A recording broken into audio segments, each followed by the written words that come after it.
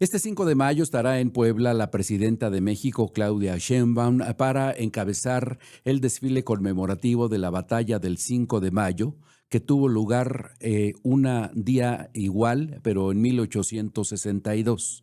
Y ocurre en un contexto particularmente complejo, porque como todo mundo sabemos, hay una amenaza pertinaz del gobierno de los Estados Unidos por intervenir en políticas públicas y operativos territoriales en México, incluso a contraposición de lo que ha expresado de manera reiterada la presidenta Sheinbaum. Pero además, también sucede en momentos en que el Departamento de Estado solicitó la semana pasada la captura provisional con fines de extradición del exgobernador del estado de Sinaloa, Rubén Rocha Moya. Pero hay un ingrediente adicional y que tiene que ver también con esta disputa histórica que ha mantenido la Cuarta Transformación con el gobierno de España o con la monarquía española. Está en México Isabel Díaz Ayuso, que hoy, lunes, en punto de la 1 de la tarde, tendrá un evento, dijeron los organizadores, para hermanar o fortalecer el hermanamiento entre el pueblo de México y el pueblo de España, solamente que con una particularidad. Isabel Díaz Ayuso, que como usted sabe es la jefa de la Comunidad Autonómica de Madrid y de una corriente política conservadora de la extrema derecha, viene también a honrar los restos de Hernán Cortés, el conquistador, el colonizador, o como se le quiera llamar, después de que arribó a tierras mexicanas y de quien hasta este momento, por lo menos muchos de nosotros no sabíamos, los restos descansan en vestigios arqueológicos al lado de la Catedral Metropolitana en la Ciudad de México. Ese contexto de injerencismo y que la presidenta Sheinbaum ha llamado como la derecha internacional es la que se cierne sobre el pueblo de México, para bien o para mal.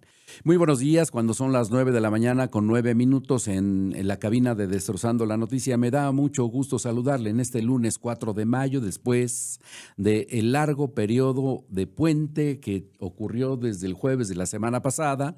Transmitimos como todos los días a través de la 90.7 en la frecuencia modulada y a través de los canales digitales que ya conoce el de casa, cadenain.com, y también a través de las redes sociales. Estamos en @laintensa_FM y la de un servidor @fermaldonado_mx.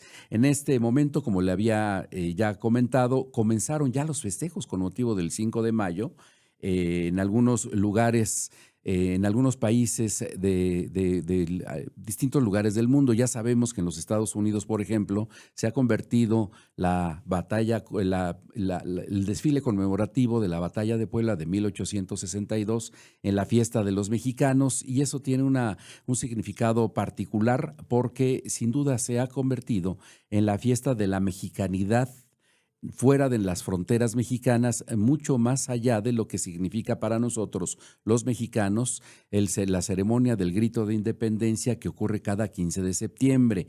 Vamos a ver si un poco más adelante podemos tener comunicación con Rosa María Lechuga, que se encuentra radicando en París, para que nos cuente qué es lo que ha venido sucediendo, porque hay una comunidad muy importante de mexicanos que viven en aquel país de Europa, a la que se han hecho acompañar de otros latinos y sin duda de franceses a quienes les gusta no solamente la comida, la música mexicana, sino también las costumbres. Vamos a ver si podemos tener una conversación un poco más adelante, a unas horas de que aquí en Puebla, mañana, 5 de mayo, conmemoremos todos la gesta del general Ignacio Zaragoza, que logró contener los afanes injerencistas del ejército francés allá en la zona de los fuertes de Loreto y Guadalupe. Bueno, pero mientras todo eso sucede, quiero contarle un conjunto de cosas que han venido ocurriendo en la capital poblana y que termina por alimentar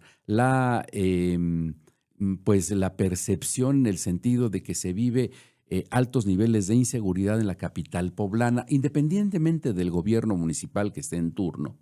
Es prácticamente una percepción, digamos, endémica de los habitantes de una de las ciudades más importantes de México. Porque este fin de semana, este domingo, fue abatida una persona en la colonia 10 de Mayo, ahí en la 44 Norte y 22 Oriente.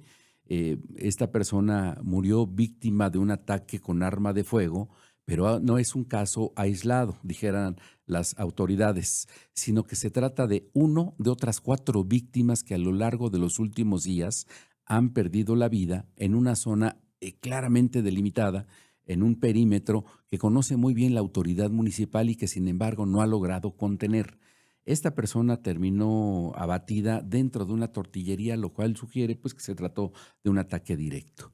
Esa es la circunstancia que se está viviendo en la capital de Puebla y que es resultado de las rivalidades entre grupos pandilleriles que no han podido ser contenidos por la autoridad municipal. Sin duda, estos mecanismos de vigilancia vecinal que operan en distintas colonias, barrios y juntas auxiliares de la capital poblana tienen un mapa real, puntual, muy cercano de cómo operan los grupos que son liderados por pandilleros en distintas zonas de la capital del estado de Puebla. Sucede en el sur de la ciudad, sucede en el oriente, en el norte, prácticamente no hay una sola demarcación en donde no opere un grupo pandilleril.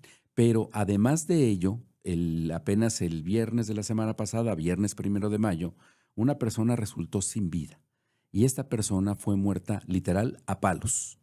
Ocurrió, le voy a dar la dirección exacta, en la unidad habitacional Aguasanta, usted la ubica, ahí en la avenida 11 Sur, casi llegando al periférico ecológico, allá en el extremo sur de la capital del estado.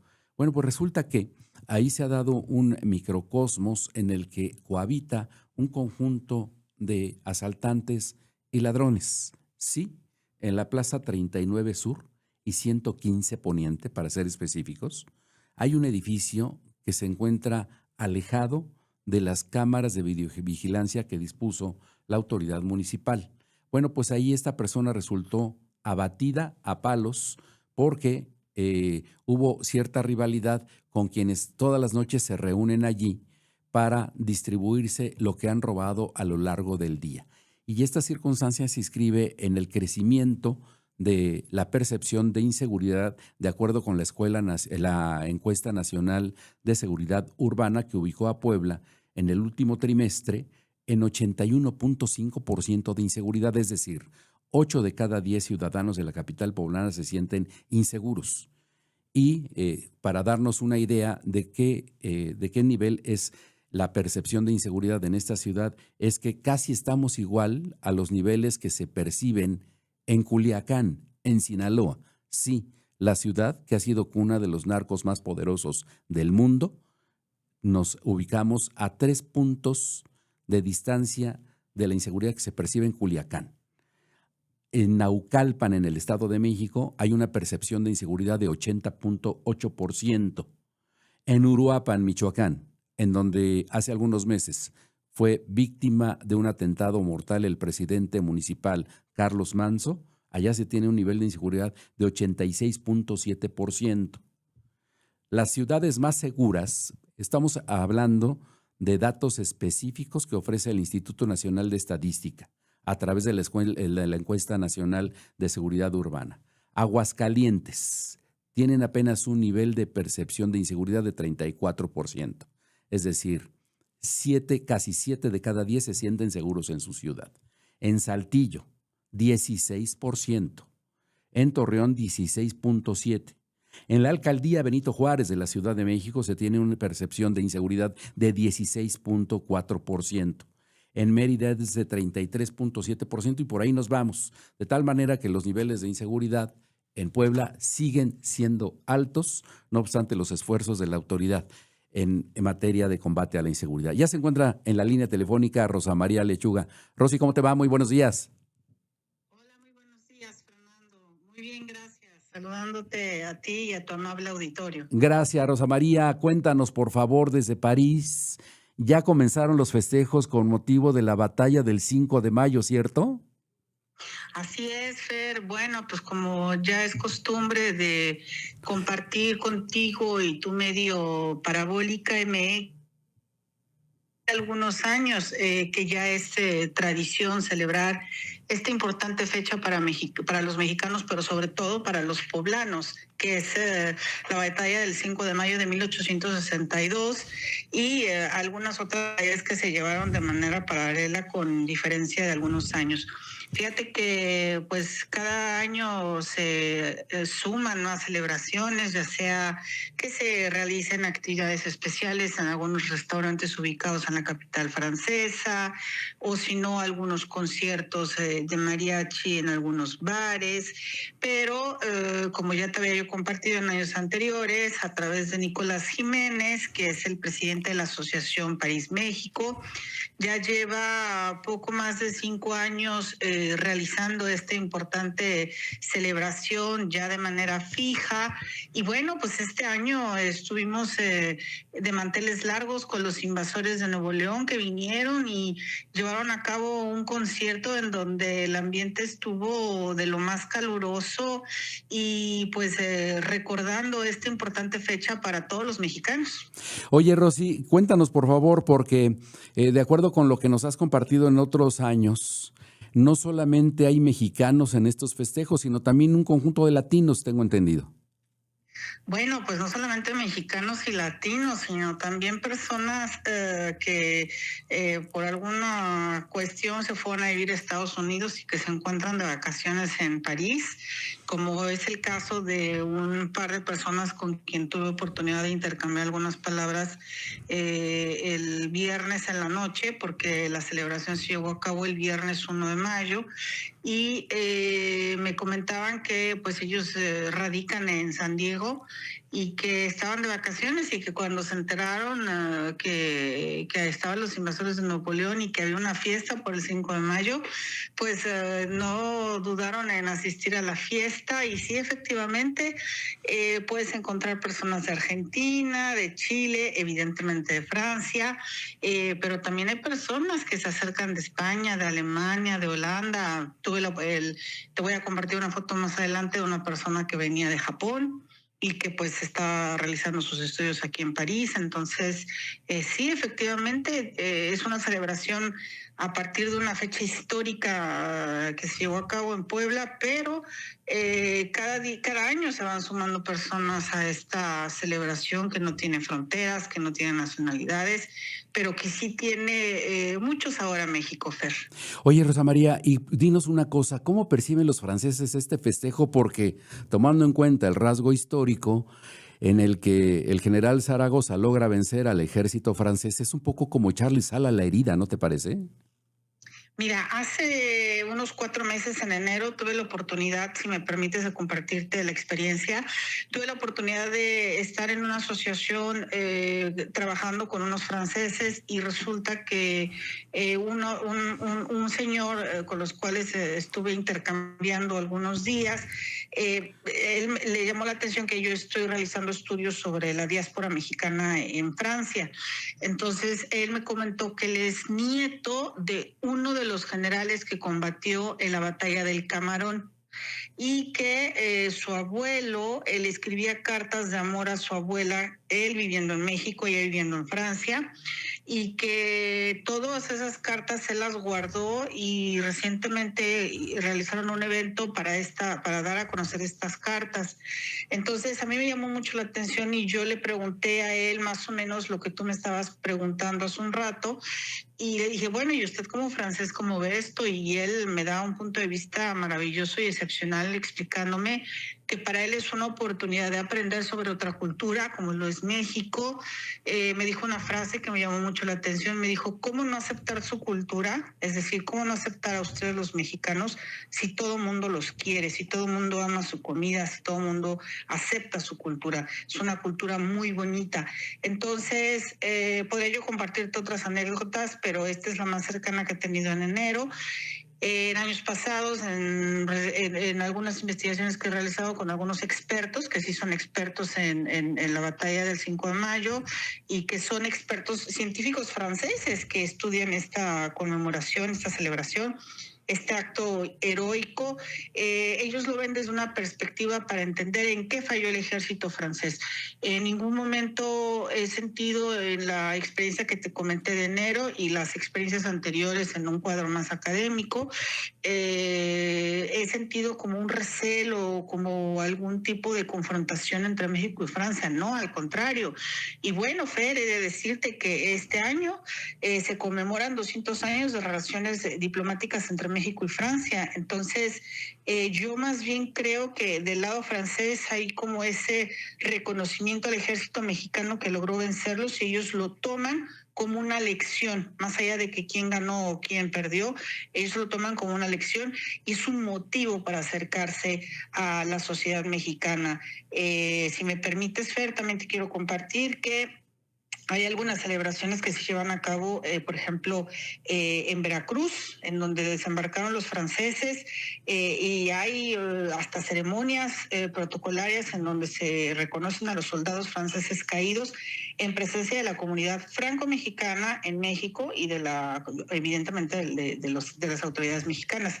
Pero también aquí en Francia, especialmente en la Escuela de Saint-Cyr, que es un colegio militar, también se llevan celebraciones para recordar a aquellas personas que perdieron la vida, pero también para hacer un llamado y entender que este tipo de batallas que se dieron en el pasado es una fuente de conocimiento, más allá de saber quién ganó, quién perdió, es una fuente de conocimiento, es una forma de entender cuál es esa relación entre México y Francia y que más allá, lejos de confrontaciones, son dos naciones que se entienden, son dos naciones fraternas que celebran 200 años de historia de una colaboración, tanto a nivel académico, económico, pero muy importante, Fer, es una cultura francesa que cada día acepta de manera positiva a la cultura mexicana. Magnífica exposición. Rosa María, te mandamos un fuerte abrazo y el agradecimiento por esta comunicación desde París. Gracias a ti, Fer. Que pasen un excelente 5 de mayo el día de mañana. Gracias, Rosa María Lechuga es originaria de Pahuatlán, aquí en Puebla, y que ha hecho un trabajo social muy importante allá en París, en Francia. Son 9:24, ya nos atrasamos 4 minutitos. Vamos a la pausa y volvemos. 9 de la mañana con 26 minutos en la cabina de Destrozando la Noticia. Y como usted sabe, este fin de semana se celebró el Congreso Nacional de Morena, que permitió el relevo de Luisa María Alcalde al frente de este muy importante partido político para dar lugar a la gestión de Ariadna Montiel. Le voy a compartir el fragmento de un discurso que ella pronunció ayer frente a los consejeros nacionales y que tiene una multiplicidad de interpretaciones. Vamos a escuchar a la nueva dirigente de Morena. Y desde ahora, un aviso para quienes aspiren a ser coordinadores de la defensa de la transformación y quien quiera ser candidato en 2027. Deben tener una trayectoria impecable.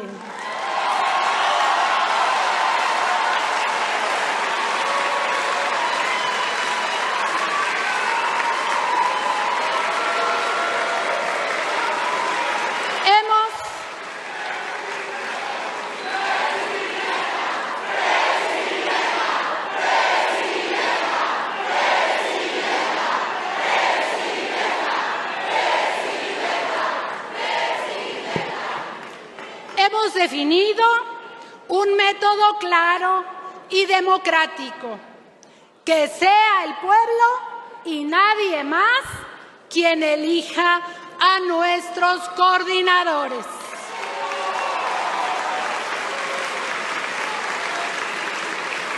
Que quede claro también, la definición a través de las encuestas no es la búsqueda de la fama y la popularidad, del poder por el poder.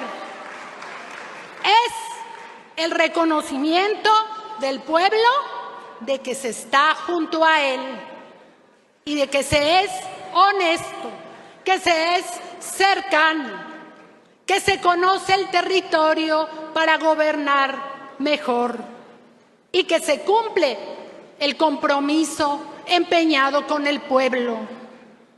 Así que escuchen bien. Si tenemos certeza de que alguien comete un acto. La entrevista con Maldonado. Son las 9 de la mañana con 30 minutos en la cabina de Destrozando la Noticia. Ya nos acompaña en este estudio Agustín Guerrero, vocero del Movimiento de Regeneración Nacional en Puebla, consejero nacional. Viene de participar en este congreso en el que se produjo el relevo de la dirigencia nacional de este partido político. Primero que nada, Agustín, gracias por aceptar la invitación. Entiendo que ha sido un esfuerzo importante poder llegar a Puebla después de todo lo sucedido ayer en la Ciudad de México. Pues muchas gracias, Fernando, por la invitación y bueno, siempre un gusto estar contigo. Agustín, cuéntanos por favor tu idea, tu percepción de lo que sucedió este fin de semana ahí en el Congreso, en donde ya dijimos, Ariadna Montiel es votada por unanimidad para ser dirigente nacional de tu partido. Bueno, es el 8º Congreso Nacional Extraordinario y efectivamente el motivo era elegir a una nueva presidenta y a un secretario de Finanzas que la acompaña en esta etapa. Y hace año y medio tuvimos el 7º Congreso para elegir a la dirección que concluyó, encabezado por Luisa María Alcalde, ¿no? Y otro conjunto de compañeros. Y el contraste de ambientes es algo que no se puede dejar pasar de lado, ¿no? Como hace año y medio muchos de nuestros compañeros que ayer pasaron a retiro, pues tuvieron los reflectores, el aplauso, el reconocimiento. Y ayer fue una parte pues, que pasó. ¿Dirías que el aplausómetro fue diferente? Totalmente diferente, ¿no? O sea, digo, no extraña que la nueva presidenta es la que más concentre la atención, el apoyo, el respaldo, ¿no? Las selfies, hoy vemos, la selfie es un instrumento de medición, de reconocimiento, de apoyo, ¿no? Entonces, observando cómo estaba el Congreso, pues hubo personajes que pasaron de noche. Por ejemplo, Noroña, ¿no? Que en otros momentos... Senador de la República. Siempre atrae ahí para la selfie. Ahora prácticamente desapercibido, ¿no? Y algunos estuvieron algunos servidores del gabinete de la presidenta, particularmente Marcelo Ebrard y Martí Batres, ¿no? ¿Cómo les fue? Bien, o sea, a secas, o sea, bien a secas, ¿no? Mario Delgado también estuvo ahí, yo creo que fue de los que más fotos se sacó, y luego hubo otros... Bueno, se entiende también, porque además de todo había sido dirigente nacional de tu partido en un momento muy importante. Recientemente te concluyó también, digamos, hace año y medio. Entonces sí, esa condición, ¿no? Y yo creo que Ariadna pues llega en un momento complejo para el partido, ¿no? Son condiciones muy distintas a los otros momentos, pero creo que tiene el suficiente talento y disciplina para llevar adelante al partido en esta etapa. Agustín, hay un momento muy importante para tu partido, como bien lo dijiste, pero además es muy complejo, porque hay un estado anímico que viene a ser, agudizado por la circunstancia que enfrenta Rubén Rocha, el gobernador con licencia del estado de Sinaloa. Así es, digo. Yo siempre he pensado, lo platicaba con Ariadna recientemente, vamos a ir a otra batalla en el 2027, es otro proceso electoral, pero en todos los procesos electorales para tener buen resultado hay una constante, que es el estado de ánimo en la sociedad que acompañe tu proyecto, ¿no? Para poder entusiasmar a la sociedad, lo primero que tienes que hacer es tener un partido que tenga esa condición de orgullo, de pertenencia, de identidad, que se apropie de los principios, ¿no? Y que lo pueda contagiar, ese estado de ánimo. Hoy no lo encuentro yo en la sociedad, o sea, efectivamente hay un conjunto de sucesos, de hechos, que nos falta explicarlos, nos falta dar razones de que sucedan, y por otro lado también pues de actitudes serias, inmediatas, ¿no? El tema de Sinaloa nos abrió un ¿boquete, dirías? Un boquete. Pues es una situación que yo creo que pudo haber sido contenida con mucha anterioridad, ¿no? Con mayor pulso político, ¿no? Yo creo que ya tenía tiempo el gobernador de Sinaloa colocado en esa condición de sospechas, de dudas, ¿no? Particularmente el día que ocurre el secuestro del Mayo Zambada, también ocurre la muerte del diputado Cue, en aquel momento. El ex rector de la Universidad de Sinaloa. Y la fiscal de Sinaloa nos inventó una película donde a Cue lo habían asesinado en una gasolinera. Una o 2 semanas después, la Fiscalía General de la República desmontó esa versión, provocó la salida de la fiscal, ¿no? Y bueno, sigue siendo un crimen sin aclarar el de Cue. En donde todo apunta, estuvo inmiscuido el gobernador con licencia. Pues ese es uno de los temas, ¿no? Pero lo que también me parece que son de esas cosas que se van arrastrando, que no hay una reacción correcta. ¿Dónde está la fiscal? ¿No? O sea, la fiscal, por ese hecho que hizo, debería estar en la cárcel. Debería haberse abierto un proceso de investigación. No se ha hecho, ¿no? Y me parece que este tipo de cosas, desde aquel momento, era un indicador de que las cosas no estaban caminando bien, ¿no? Y yo creo que la separación al cargo del gobernador es correcta en este momento, pero no es oportuna. Yo creo que tuvo que haber Es sido el antes. momento en el que hay que responder a circunstancias jurídicas con los elementos que permite el derecho, no con propaganda. Así es. O sea, yo creo que en el caso de Sinaloa, el gobernador tuvo que haber dado un paso al lado desde entonces, ¿no? Desde aquel momento, cuando la fiscal se le exhibe. Ahora, esto ya sucedió, ya estalló y Sí. les hizo el boquete, como tú bien lo mencionas, Agustín. Tú ves a Ariadna, tú conoces muy bien a Ariadna Montiel, se conocen desde hace muchos años. Sí, sí, sí. Tú la ves con los arrestos, el talento, la determinación para comenzar a restablecer esta, confianza ciudadana.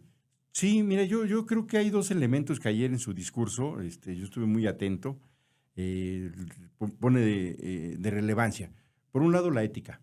Hay que recuperar la ética, o sea, no solamente en la política en general, pero hoy en Morena, porque sin ética no hay autoridad para plantar cosas, para fijar posturas, ¿no? Entonces, ella está clara de que hay un conjunto de hechos dentro de Morena que nos ha afectado en la autoridad moral y que es necesario recuperar. Entonces, que los principios no se queden en el papel, que de nada sirve estar repitiendo no mentir, no robar, no traicionar, si en los hechos se es omiso ante situaciones que tienen que ver con la afectación de esos Los viajes principios. internacionales de Gerardo Fernández Noroña, los de Andrés Manuel López Muchísimos Beltrán. casos. Podemos hacer la lista, ¿no? Y la reacción a esa lista, que ese es el punto.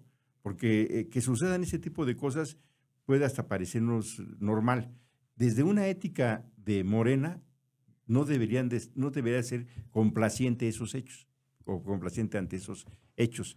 Creo yo que ayer Ariadna dejó muy claro esa postura en su narrativa, en su discurso, de cero tolerancia a actitudes que vayan en contra de los principios del partido. Y uno de ellos que es central es el combate a la corrupción. O sea, lo mencionó 3 o 4 ocasiones, incluso en un extremo donde ella menciona que puede darse el caso de que algún aspirante gane la encuesta, pero si se le descubre que es una persona corrupta, va por fuera. O sea, no podrá ser candidato a alguien que, aún ganando la encuesta, incurra en actos de corrupción o tenga un perfil de gente corrupta, ¿no? Entonces, repitió 3 o 4 veces esta idea de que en Morena no cabe la corrupción, que vamos a estar muy atentos también a los gobiernos de Morena. Hoy Morena es un poder impresionante, la verdad. O sea, Es uno de los partidos políticos, si no mal recuerdo, el segundo o el tercero con mayor cantidad de militantes en el mundo. Sí, en Y con la mayor cantidad de poder. Tienen 20 o 22 gobernaturas. 23 gobernadores, congresos, diputados, presidentes. O sea, es un poder que se requiere de tener atención permanente, ¿no? Porque siendo también un partido muy joven, ¿no? Y conformado por cuadros que vienen de diversos orígenes políticos. Es correcto. ¿No? Entonces, toda esa cultura de origen, estamos en un proceso de actualización, digamos, de educación política desde la izquierda con todo este conjunto de compañeras y compañeros que llegaron, y esas culturas del amiguismo, el influyentismo. El oportunismo, también ha habido mucho la oportunismo. corrupción, ¿no? Entonces, están ahí. un punto fundamental es que no nos puede volver a pasar otro caso como el de Tequila, Jalisco, donde nos enteremos a posteriori que tuvimos un candidato en su momento vinculado al narcotráfico, que gana una elección y que ejerce el poder vinculado al narcotráfico. El presidente municipal de Tequila, Jalisco. Municipal de Tequila, Jalisco, y que al año vas descubriendo, pues casi por notas periodísticas, el partido, ¿no? Lo que es la Secretaría de Seguridad, pues hacen una investigación, pero el partido mismo, nadie da una explicación de cómo es que alguien con ese perfil se nos coló hasta el gobierno, pero incluso ya en el ejercicio de gobierno hubo muchos indicios de actos contrarios a la ética y a los principios. Y eso nos lleva a preguntarnos qué sucede con el aparato en su conjunto, con el dirigente de Morena en Jalisco, con el dirigente local del municipio de Tequila. ¿Te parece bien que platiquemos de eso después de la pausa? Son las 9 de la mañana con 40 minutos. Vamos a hacer una pausa. Estamos conversando con Agustín Guerrero, que viene de la celebración del Congreso Nacional de Morena, en donde se produjo el relevo de la dirigencia nacional y todos sus desafíos. Vamos a la pausa. 9 de la mañana con 45 minutos en Destrozando la Noticia. Antes de continuar esta conversación con Agustín Guerrero, vocero de Morena, y de hacer un enlace como cada inicio de semana con Jesús Olmos, el coordinador editorial de Parabólica.mx, quiero comentarle que hay un acceso doble para que pueda participar hoy en la presentación de este espectáculo de banda en el Palenque de la Feria de Puebla. Solamente tiene que mandar un mensaje de WhatsApp al 22 21 54 94 55, 22 21 54 94 55, decir que quiere su pase doble para ir al Palenque esta noche en la Feria de Puebla y venir por el acceso físico a las instalaciones de Cadena IN. Bueno, cuando son las 9 de la mañana con 46 minutos, Agustín, para concluir esta conversación, nos hacías un panorama general de los retos que tiene Ariadna Montiel, la nueva dirigente nacional de Morena, y que tú conoces muy bien desde los tiempos en Campos militaban en el Partido de la Revolución Democrática. Así es, sí, ya tiene muchos años de conocernos, prácticamente desde la fundación del PRD. Ayer recordaba ella que fue fundadora de ese partido en el 89. Tú fuiste dirigente de este partido político en la Ciudad de México. En el año 2002, 2005, y ella fue la secretaria de Finanzas de tu dirigencia. Es decir, fue tu secretaria de Finanzas. Fue mi secretaria de Finanzas, y en ese periodo, digamos, hay dos hechos políticos muy relevantes que nos dieron una dimensión nacional. Nacional, sí. Uno fue el desafuero de Andrés Manuel López Obrador, ¿no? Que nos toca a nosotros en ese momento la dirección, y bueno, todo el movimiento para reorganizar al partido y levantar la moral, ¿no? Justamente lo que yo comento que es, guardando las distancias, un hecho parecido. En aquel momento del desafuero de Andrés Manuel, había ocurrido previamente los videoescándalos, ¿no? Es correcto. Que nos pegó en la línea de flotación en el tema de la honestidad. Nosotros hacíamos del discurso de la honestidad una bandera de identidad política, y de pronto aparecen los videoescándalos, y eso fue en el mes de marzo, el 2 de marzo, y eso nos pegó la moral de nuestro movimiento, del partido, se paralizó, ¿no? Teníamos un partido así que, ¿y ahora qué hacemos, no? Entonces, desde un primer momento, nosotros hicimos una lectura política de que el objetivo era dejar fuera del proceso electoral del 2006 a Andrés Manuel López Obrador. Entonces, el 24 de mayo, bueno, fueron 2 meses de parálisis, Fernando, así de marzo a abril, y el 24 de mayo la Procuraduría General de la República presenta una denuncia penal pidiendo el desafuero de Andrés Manuel López Obrador por un camino, una calle que se iba a abrir ahí en Coajimalpa. Ese hecho generó una reacción política de nosotros, y entonces construimos, a partir de esa denuncia de la Procuraduría, un movimiento que se llamó En Defensa de los Derechos Políticos de López Obrador, que después fue el desafuero, e iniciamos con una marcha de 100 horas en el Zócalo. Nuestra idea era, primero, para defender los derechos de otro, tenemos que ponernos de pie nosotros. Y entonces lo que hicimos fue convocar a todo el partido, a las 16 delegaciones en aquel momento, a una marcha de 100 horas en el Zócalo, generando una condición de defensa política a esos derechos, ¿no? Y así inició la lucha contra el desafuero con esa marcha en el Zócalo. 2 semanas después convocamos a una cosa que llamamos la cadena humana más larga de México, que iba de los Indios Verdes, sobre toda la avenida Insurgentes hasta la salida, hasta San Ángel inicialmente, y terminó siendo una cadena humana desde Ecatepec hasta la salida al Caminero, son casi 50 kilómetros de personas alineadas sobre la avenida Insurgentes a las 12 del día, en un acto de solidaridad con Andrés Manuel López Obrador. Todo eso me tocó organizarlo con Ariadna Montiel, toda la parte de la logística. Es una gran organizadora ella. Eso habla del largo camino que han recorrido ustedes. Hoy es la dirigente nacional del partido político en el que has militado toda tu vida, y la pregunta sería si tiene si el aparato, la estructura partidista, porque poníamos como ejemplo el presidente municipal de Tequila, Jalisco, que es candidato, gana la elección, comienza a ejercer el gobierno municipal de la mano de la delincuencia organizada, llega bajo las siglas de tu partido.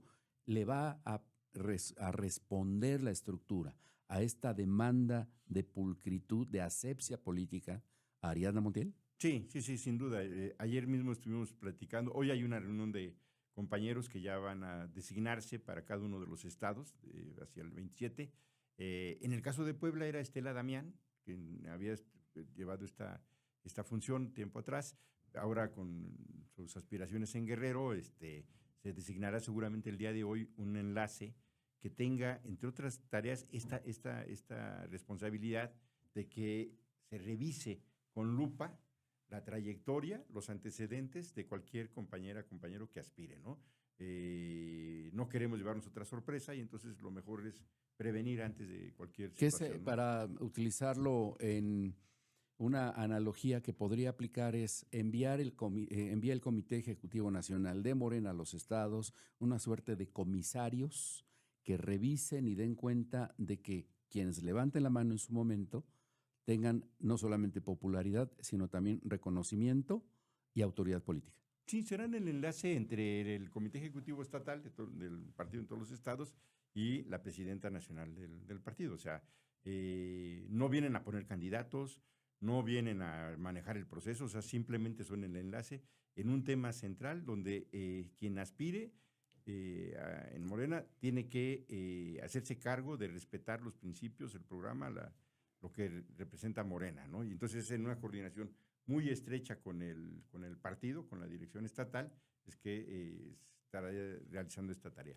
Para terminar esta conversación, Agustín, que agradezco de verdad, ¿habrá tiempo para poder recuperar la confianza de aquí a 2027 y no se lleven una sorpresa? No, sin duda. Mira, yo creo que resultados hay, o sea, resultados hay. Hemos hecho una transformación que tenemos que explicarla. Ese es otro de los problemas que tenemos. O sea, se han reformado 108 artículos de 136 en la Constitución, ¿no? Es casi el 75%. Todas esas reformas constituyen un nuevo régimen político, un nuevo régimen económico y social, pero la gente no sabe qué impacto tienen esos cambios en su vida cotidiana, en su vida práctica, amén de todas las políticas públicas que se desarrollan. Entonces, necesitamos un gran proceso de información del partido para restituir esta confianza, que me parece que sí está dañada, no, sería un error negarlo, pero que tenemos tiempo y sobre todo tenemos condiciones de entusiasmo. Yo creo que Ariadna tiene el talento y la disciplina para volver a generar un contexto de entusiasmo, de esperanza en el cambio, en la transformación, en este proceso del 2027. Y un elemento que será clave es el perfil de los candidatos. O sea, nosotros tenemos que elegir a las mejores y a los mejores que sean un ejemplo de ética política para que la gente pues, se siente identificado con ellos. Yo creo que tenemos tiempo. Será un desafío sin duda muy importante porque hoy en día una garantía de triunfo prácticamente en automático, no digo que sea un acto de magia, pero sí una garantía casi total de triunfo es ser candidato de Morena, guste o no guste. Sí, tenemos esa condición y por eso mismo tenemos que ser muy estrictos en quien nos represente, porque aspirantes sobran. Aspirantes, la victoria siempre atrae y entonces tenemos que ser muy estrictos. Hay una iniciativa política también que planteó Ariadna de acompañar a la presidenta en estos embates también que estamos viviendo desde que inició el gobierno de Donald Trump, no es ahorita. Hemos desarrollado, aquí en Puebla hemos hecho ya casi 40 jornadas en defensa de la soberanía en todos los municipios. Y ayer Ariadna planteaba que hiciéramos 2.500, por lo menos un acto en defensa de la soberanía, donde expliquemos lo que significa estos embates, pero me parece que hace falta un evento fuerte, un evento del partido. Que mande una señal. Que se convoque desde el partido a una movilización nacional y en los estados muy fuerte. Entonces yo creo que ayer se comentaba esa parte también, hacer estos eventos municipales y luego hacer una convocatoria a eventos estatales y a un evento nacional en defensa de la soberanía. Pues ya lo veremos hacia el futuro. Agustín, muchísimas gracias que te diste el tiempo de venir a conversar con nosotros. Un gusto siempre, Fernando. Agustín Guerrero, vocero del Movimiento de Regeneración Nacional. Son las 9 de la mañana con 54 minutos. Vamos a platicar con Jesús Olmos, el coordinador editorial de Parabólica.mx, como cada inicio de semana. Jesús, ¿cómo te va? Muy buenos días.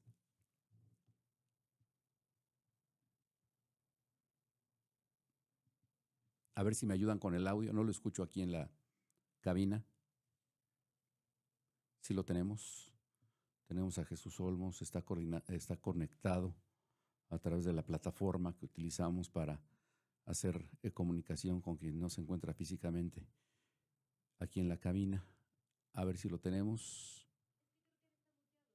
Vamos a ver si, me parece, Jesús, que tu micrófono está en mute. A ver si lo puedes activar porque no te escuchamos. ¿Tenemos a Jesús? ¿Lo vamos a tener? No, me parece que no. A ver, vamos a ver si podemos tener a Jesús Olmos. Es una moneda al aire cada vez que tenemos una comunicación así, a distancia. Vamos a ver si podemos tener a Jesús. Bueno, mientras tanto le platico que justamente hoy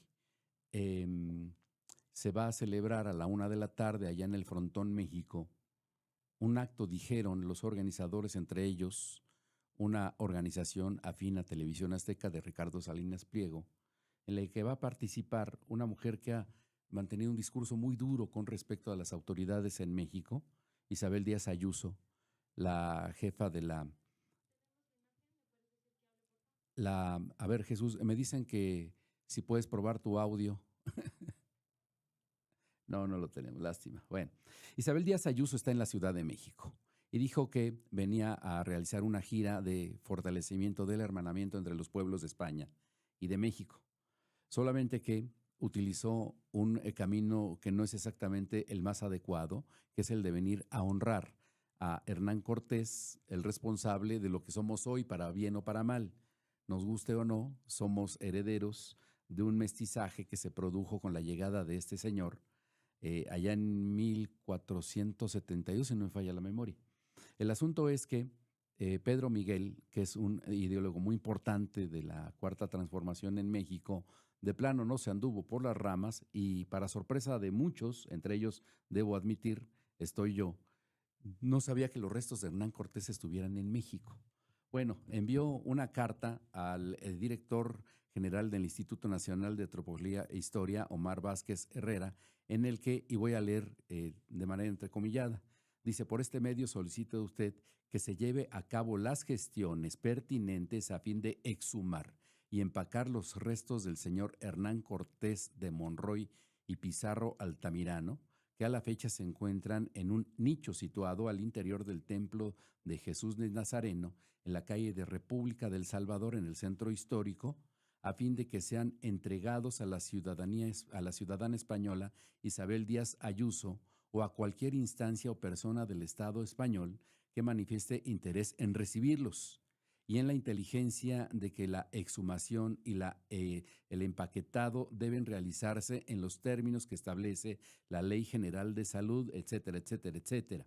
En contraparte, el Gobierno de México puede pedir al Reino de España, como gesto de buena voluntad, devuelva a nuestro país el Códice de Madrid o alguno de los múltiples bienes culturales robados durante la invasión española. Isabel Díaz Ayuso no solamente no vino a hermanar o a fortalecer el hermanamiento entre los pueblos de España y de México, sino literal vino a patear el avispero. Vamos a ver en qué termina todo esto. Son las 9 de la mañana con 59 minutos, llegamos a la parte final de Destrozando la Noticia. Les recuerdo que mañana es martes 5 de mayo, día de fiesta nacional, y que, como ya lo escuchó al inicio de esta emisión, ya se comenzó a celebrar en Europa y también en los Estados Unidos. Mañana nos vemos y nos escuchamos. Muy buenos días y hasta entonces.